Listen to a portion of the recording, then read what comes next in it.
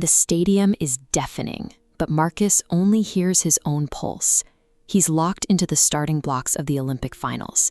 His cortisol is spiking, his muscles are rigid, and panic is setting in.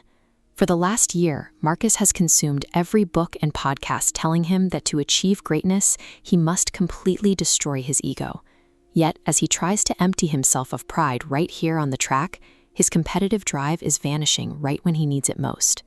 Physical conditioning got Marcus to the blocks. His success now rests on how he defines his identity in this exact millisecond. To understand why he's freezing, we have to look at how he got here. Early in his career, Marcus was notoriously defensive.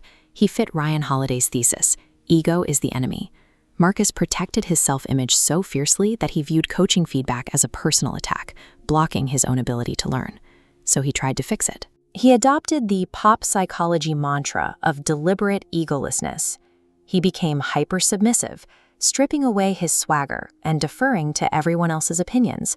And in the process, he lost his killer instinct.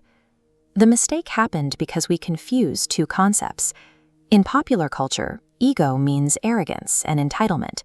In clinical psychology, your ego is your foundational self-concept, the mechanism that tells you who you are in the world. By trying to eradicate his arrogance, Marcus took a sledgehammer to his core identity. Blind egolessness doesn't free a performer, it paralyzes them. Nathaniel Branden's research on self-esteem points to a different reality. Branden showed that healthy self-worth is a biological requirement for resilience. Marcus didn't kill a character flaw, he assassinated his own foundational self-worth. This brings us to Albert Bandura and his theory of self-efficacy. Bandura proved that taking massive risks, like exploding off a block, requires an internal belief in your own capabilities. This diagram shows Bandura's self-efficacy cycle. Deep internal belief dictates physical action. High effort produces strong results, which feeds back into stronger belief. Delete your ego, and you break this exact mechanism. Without the anchor of self-belief, execution under pressure shatters. Navigating the subtle psychological differences between peak performance and self-sabotage is exactly what we do here. If you want to master the systems that actually drive growth, hit that subscribe button to join Growth Systems Daily. The distinction between necessary belief and toxic delusion relies on a specific psychological mechanism. Roy Baumeister maps this boundary with a concept called threatened egotism.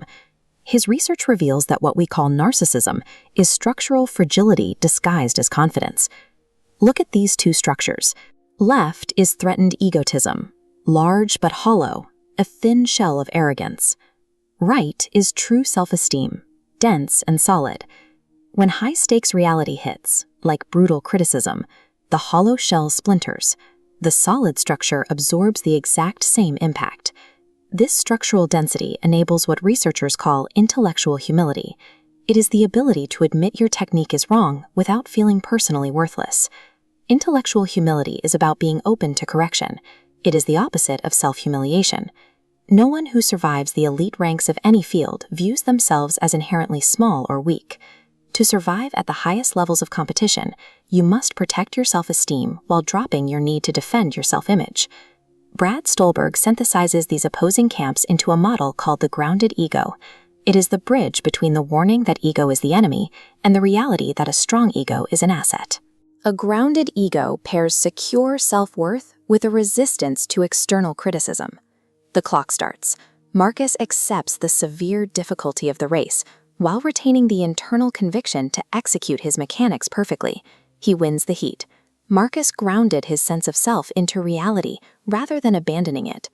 The bumper sticker advice telling you to be ego-free sounds enlightened, but in the real world, surviving failure and taking risks requires a robust self-concept. Audit your own mind. Look at how you react to negative feedback. Identify which part of your ego is fragile armor, protecting an insecurity, and which part is the genuine fire driving you forward. Drop the armor, fuel the fire. And if you want to build your performance system alongside us, hit subscribe to Growth Systems Daily. We'll see you in the next one.